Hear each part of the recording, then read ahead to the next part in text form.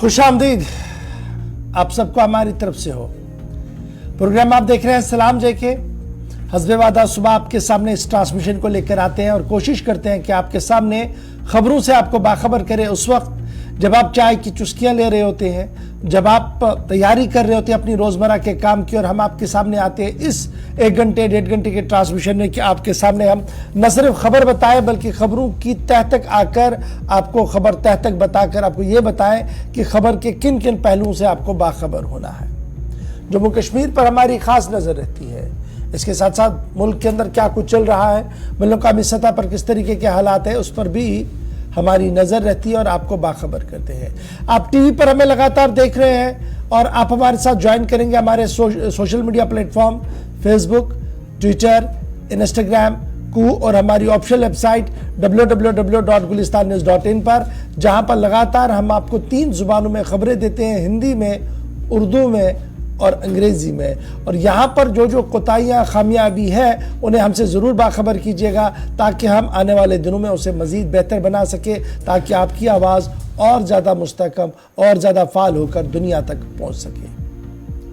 Transmission में बराबर हमारे साथ ज्वाइन करने के लिए और अपनी आरा रखने के लिए बहुत बहुत शुक्रिया। और आज भी मुझे उम्मीद है कि आज भी यह सिलसिला आपकी तरफ से जारी रहेगा, क्योंकि आज 20 फरवरी सन 2023 है, हफ्ते का पहला दिन है। आहिस्ता आहिस्ता करके साल 2023 का दूसरा महीना भी हमसे इख्तिताम पजीर हुआ चाहता है और हर दिन जाते जाते एक नई तारीख, एक नई सोच और एक नया बाप लेकर आता है। और आज की सुबह का हम आगाज करेंगे माजी को याद करते हुए और आपको बताएंगे कि हिस्ट्री ऑफ द डे में क्या कुछ हुआ है, यानी 20 फरवरी माजी में क्या कुछ हुआ है। मेरे साथी आसिफ रशीद हर दिन आपके सामने पहले सेगमेंट में हाजिर रहते हैं। आज भी दिल्ली स्टूडियो में मेरे साथ मौजूद है। करेंगे शुरुआत प्रोग्राम का आसिफ रशीद।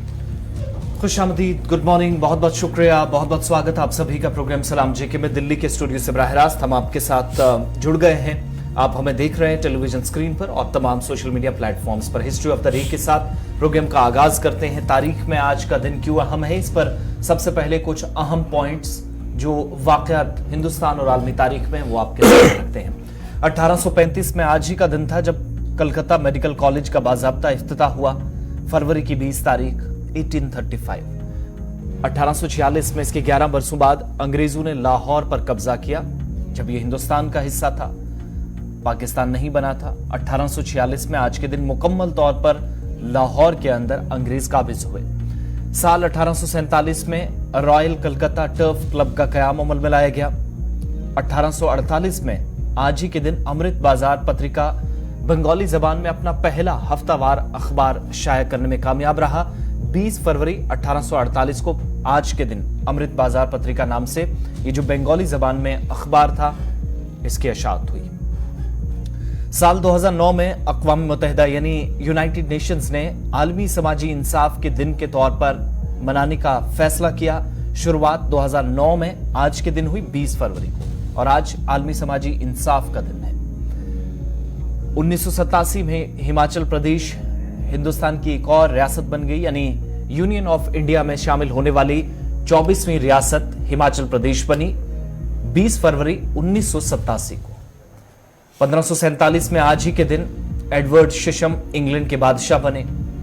आज नई जिम्मेदारी इन्होंने बर्तानिया के अंदर संभाली 20 फरवरी 1547 को। और 1941 में रोमानिया ने हॉलैंड से रवाबित खत्म कर दिए। दूसरी जंग अजीम से कुछ साल पहले ये काम हुआ, यमन हुआ और उसके बाद दोनों मालिक के दरमियान कशीदगी मुसलसल बढ़ती गई। तो हिंदुस्तान और आलमी तारीख में आपके सामने ये चंद वाकयात या अहम पॉइंट्स हमने आपके सामने रख दिए हैं। अब प्रोग्राम में आगे बढ़ेंगे और खबरों की तरफ चलेंगे। शुरुआत आज भी जम्मू कश्मीर की खबरों से होगी। कुछ अहम वाकयात हैं मुख्तलिफ इलाकों के अंदर जो बिल्कुल भी अच्छी खबरें नहीं हैं, वो डिटेल्स आप तक पहुंच जाएंगे। और साथ ही साथ आज एक बार फिर मौसम बदलने वाला है। पहले अपडेट इसी पर जरा दे देते हैं, क्योंकि जम्मू कश्मीर के अंदर महकमा मौसमियात की पेशनगोई के मुताबिक 19 से 21 फरवरी के दरमियान कहा गया था कि हल्की बारिश और साथ में बर्फबारी कुछ एक इलाकों में होगी। और अब महकमा मौसमियात की पेशनगोई के ऐन मुताबिक कुछ एक बालाई हिस्सों के अंदर, क्योंकि मौसम कल से अब आलूद था, हल्की बारिश का सिलसिला शुरू भी हो गया है, लेकिन बाद दोपहर बर्फबारी भी बहुत सारे इलाकों के अंदर होगी। यही वजह है कि डिजास्टर मैनेजमेंट अथॉरिटी भी सामने आई और उसकी तरफ से भी मुख्तलिफ अजला जिनमें शुमाली और वस्ती इलाके हैं जहां पर एक बार फिर बर्फानी तोदे गिर सकते हैं। इस तरह की न सिर्फ इतलात दी बल्कि साथ साथ वार्निंग भी जारी कर दी गई।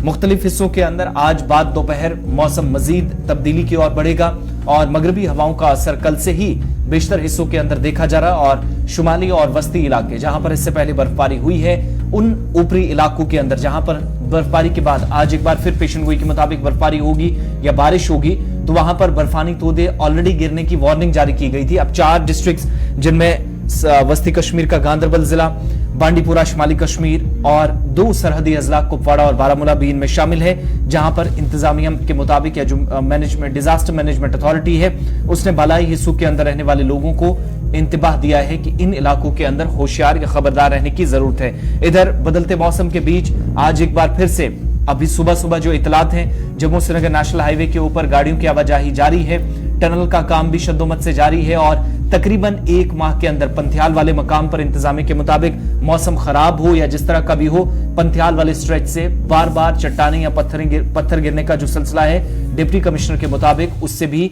निजात मिल जाएगी। लेकिन फिलहाल कौमी शाहरा के ऊपर आप सफर कर सकते हैं। दूसरी जानिब मौसम मजीद जब तब्दील होगा 12-1 बजे के बाद कुछ एक इलाकों में तेज बारिश हो सकती है, तो उसके बाद सफर सोच समझकर और जिस हिसाब से ट्रैफिक कंट्रोल रूम से राब्ता करने के बाद जो इतलात मिलेगी उसके मुताबिक कीजिएगा। आज मजीद बर्फबारी और बारिश की पेशनगोई कर दी गई है।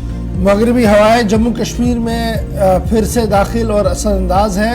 आइंदा 24 घंटों तक हल्की से दरमियाना दर्जे की बारिशें और बर्फबारी की पेशनगोई आज कर दी गई है और दिन और रात के दर्जा हरारत में काफ़ी बेहतरी भी दर्ज की गई है। श्रीनगर में शबाना दर्जा हरारत 6 डिग्री तक पहुंच चुका है, जो अब आहिस्ता आहिस्ता करके मजीद बढ़ सकता है। फिलहाल आज से एक बार फिर बारिशों और बर्फबारी का सिलसिला रहेगा। अब जब डिजास्टर मैनेजमेंट की जो आज लॉन्च वार्निंग है वो गांदरबल, बांडीपोरा, बारामूला, कुपवाड़ा जिले के अंदर है, यानी इन इलाकों के अंदर रहने वाले लोगों को कहा गया है कि वो एहतियात से काम करें और बालाई इलाकों के अंदर रहने वाले लोगों से कहा गया कि वो स्पेशली बाहर जाते हुए काफ़ी ज़्यादा एहतियात जो है वो करें। अब आते हैं जनाब एक और ख़बर की ओर। चूँकि जब मौसम का मिजाज बदला हुआ है, डिज़ास्टर मैनेजमेंट की बातें भी आ रही हैं, तो इस बीच गांदरबल से भी आपको एक इतला और एक बड़ी खबर बताते चले कि रजन इलाके में कल रात देर गए आए वाक़े के बाद जिस तरीके से पसी गिराई थी, ज़मीनी तोदा गिराया था, जिसके बाद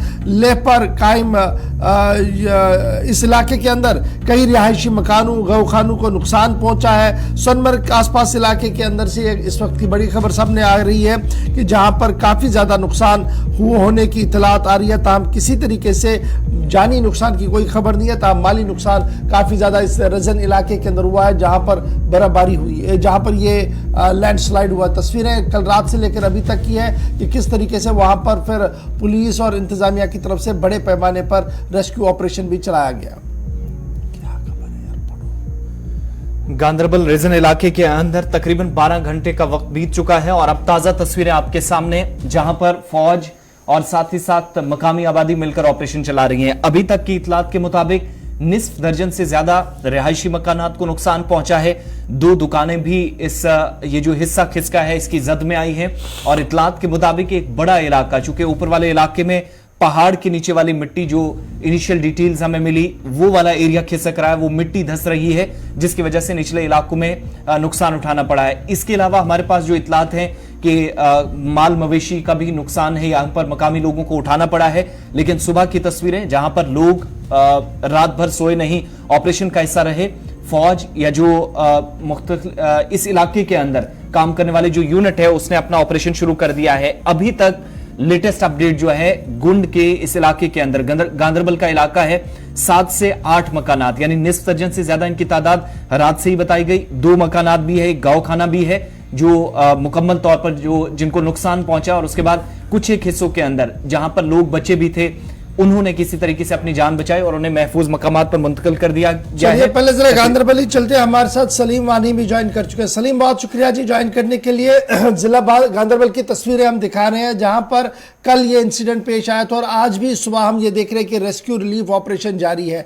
पहले हमारे नाजरीन को जरा अपडेट करें कि ये कौन सा गाँव है, किधर ये आता है और क्या ये उसी एवलॉन्च वाले जोन में आता है जिस एवलॉन्च की खबर पहले से हम बता रहे थे कि इन इलाकों के अंदर इस तरीके की कार्रवाई हो सकती है?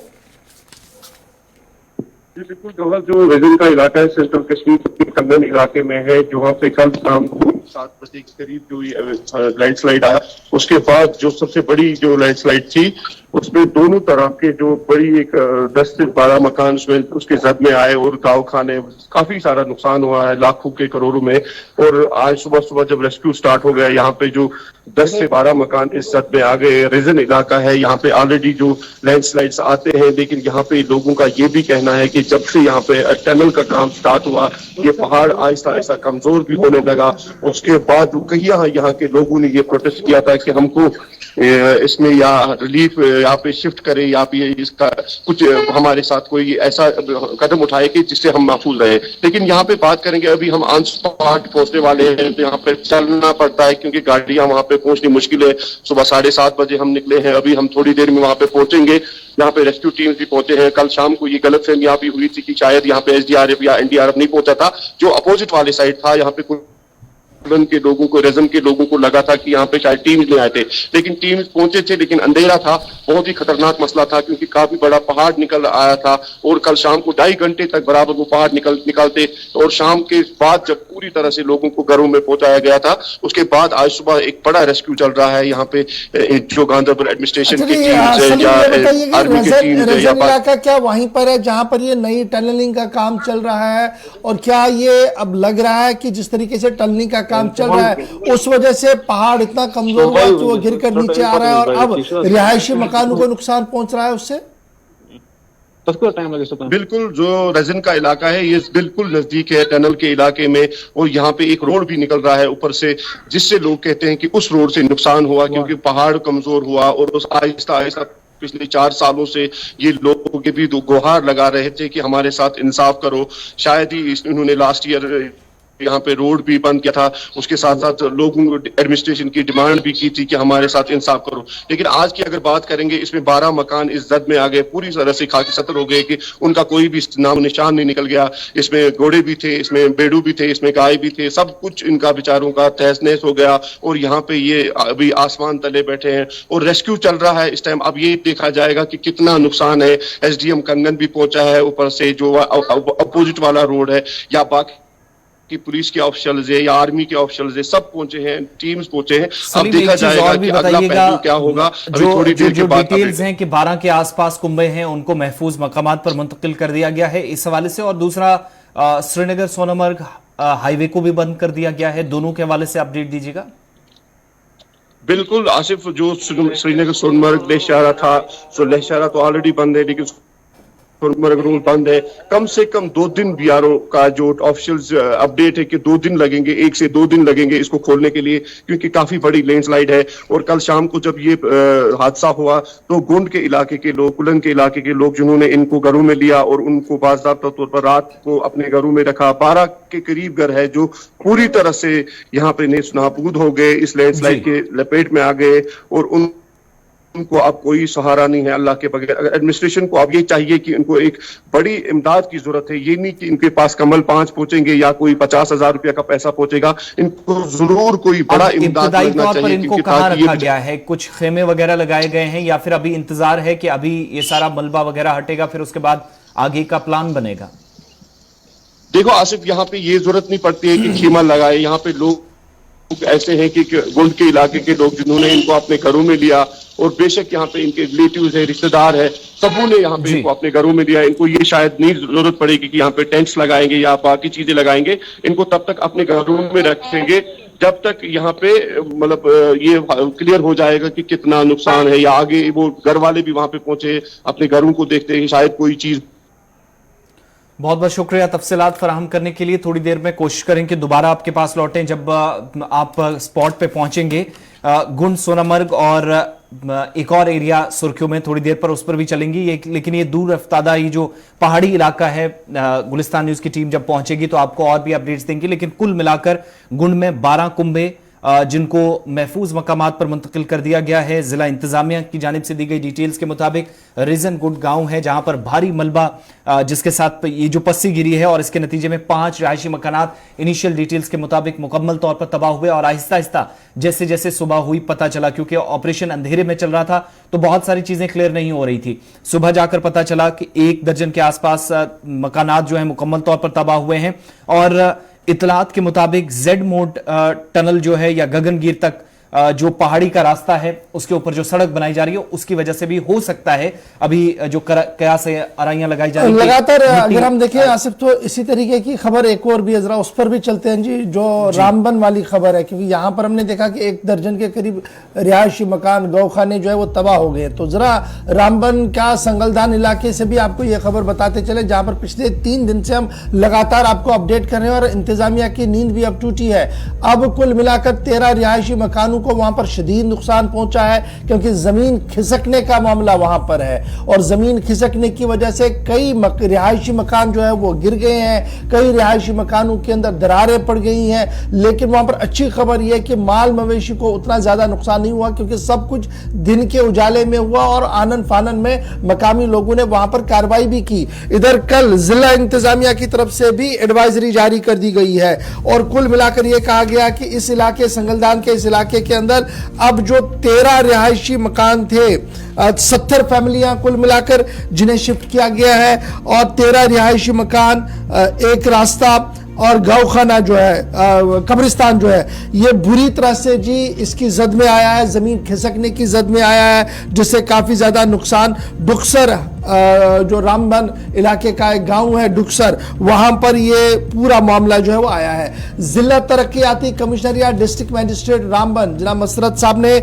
बाज़ाब्ता तौर पर जोग्राफिकल सर्वे ऑफ इंडिया को एक खत लिखा है, जिसमें उन्हें कहा गया कि वो आकर ये इस बात का एसेस करे कि आखिर इस तरीके से शिगाफें क्यों पड़ी है जमीन के अंदर और जमीन क्यों इतनी तेजी के साथ धंस रही है, जिससे आसपास के इलाके में भी अब काफी ज्यादा दहशत मची हुई है। इधर रात देर गई ही इंतजामिया ने गूल की ओर जाने वाली जो कनेक्टिविटी रोड है हमारी, जो एक ही रास्ता है, उस रास्ते को फिलहाल आर्जी तौर पर बंद कर दिया है, कनेक्टिविटी को रोक दिया गया है, क्योंकि जिस तरीके का माहौल बन रहा है उसमें मजीद एहतियात उठाने की भी जरूरत है। तो रोड कनेक्टिविटी संगलदान गूल रामबन वाले स्ट्रेच पर जो है वो रोक दी गई है। डिस्ट्रिक्ट एडमिनिस्ट्रेशन ने बाज़ाब्ता तौर पर जीएसआई को खत लिखा है, अब जीएसआई की टीम भी वहां पर आएगी। 70 फैमिलियों को वहां से बाहर निकाला गया है और उन्हें सेफ मकामात पर भेजने की कोशिश की जा रही है। लेकिन ये तस्वीरें खुद बयान कर रही है,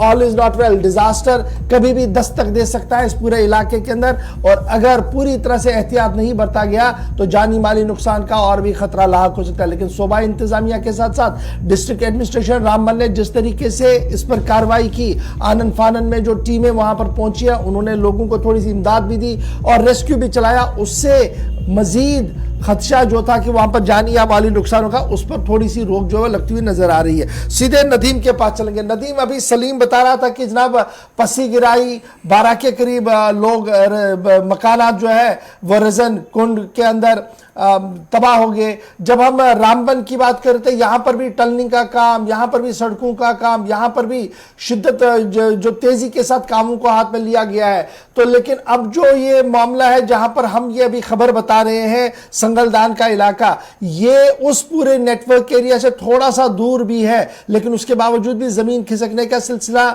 चल रहा है, अभी भी हो रहा है, या जमीन खिसकने का सिलसिला रुका है, और कब तक ये एक्सपेक्ट है कि जीएसआई की टीम रामबन के इस इलाके के अंदर पहुंचेगी?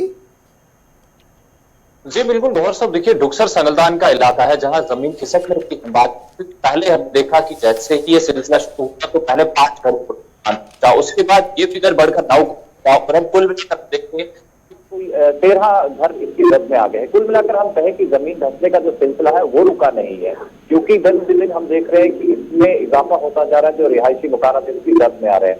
फिलहाल डिस्ट्रिक्ट मजिस्ट्रेट रामबन की तरफ से जियोलॉजी एंड माइनिंग डिपार्टमेंट को चिट्ठी लिखी गई है कि आप अपने एक टीम यहाँ पे डिप्यूट कीजिएगा कि वो इस चीज का पता लगा पाए कि ये यहाँ पर जो जमीन खिसक रही है इसकी वजह क्या है।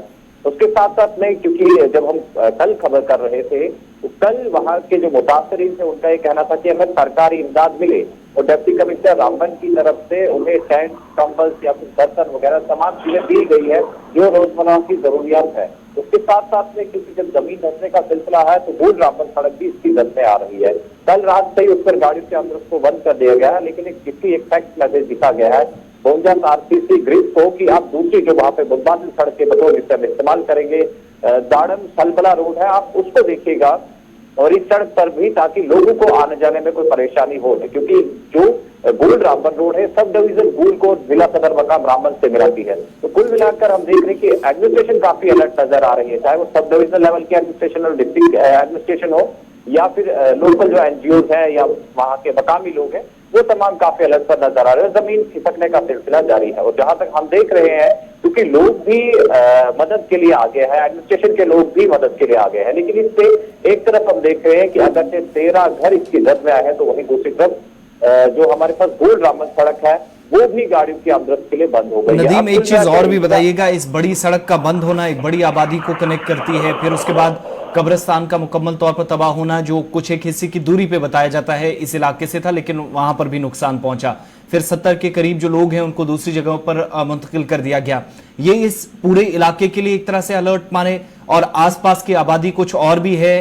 इंतजामिया कल से हम देख रहे हैं अलर्ट काफी है, लेकिन क्या सिर्फ यही 12-13 घर थे या अफराद खाना थे जिनको दूसरी जगहों पर ले जाया गया?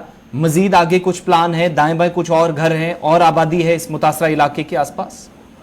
जी बिल्कुल, देखिए आसिफ, मैं आपको एक चीज बता दूं कि जो सड़क है ये तो काफी अहम है, जाहिर सी बात है, सब डिवीजन गोल को डिस्ट्रिक्ट हेडक्वार्टर से मिलाती है। उसके बाद हम देखते हैं वहां पर कि कोई भी लोग, क्योंकि एडमिनिस्ट्रेशन हम देखते हैं पहले से एडमिनिस्ट्रेशन के लोग वहां पर है, ऑफिसर तमाम को रिक्रूट किया गया है कि आप उस पर पूरी नजर रखें, और जहां जहां रिस्क लग रहा है, जहां जहां खतरा लाहक है, उन तमाम लोगों को सेफ प्लेसेस पे शिफ्ट किया जा रहा है, क्योंकि बुक्सर का एक छोटा सा माहौल। चलिए, बहुत शुक्रिया जी हमारे साथ नदीम ज्वाइन करने के लिए और अपडेट करने के लिए कि लोगों को तो शिफ्ट किया जा रहा है, जीएसआई की टीम भी आएगी, इंतजामिया की अफसरान भी काफ़ी मुतहरिक है, लेकिन अच्छी खबर है कि इस डुक्सर इलाके के अंदर किसी जानी नुकसान की कोई इतला अभी तक नहीं है। बढ़ते हैं जी आगे, बात ज़रा अब इंतजामी कार्रवाई की भी करते हैं। इंतजामी कार्रवाई को लेकर आपको याद होगा कि माह जनवरी से शुरू हुई कार्रवाई किस तरीके से चली और माह फरवरी तक भी वो सुर्खियों में रही, और अब खबर यह है कि मरकज के मुदाखलत के बाद जहां इस कार्रवाई में थोड़ी सी ताखीर जरूर हुई है, वहीं पर दाखिला वजीर अमित शाह की सरबराही में आला सती इजलास भी हुआ है,